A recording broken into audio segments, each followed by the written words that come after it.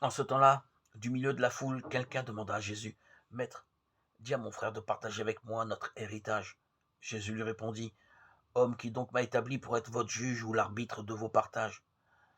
Puis, s'adressant à tous, Gardez-vous bien de toute avidité, car la vie de quelqu'un, même dans l'abondance, ne dépend pas de ce qu'il possède.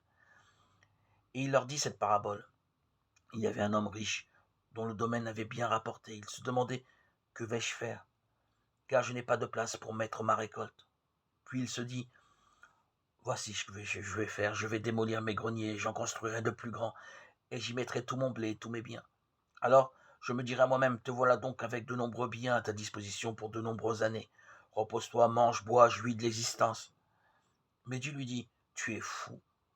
Cette nuit même, on va te redemander ta vie et ce que tu auras accumulé, qui l'aura.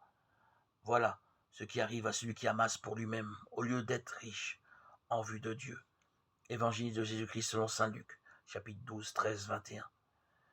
Dieu lui-même entre en scène dans l'histoire de Jésus. Il s'adresse aux thésauriseurs de manière implacable, insensée,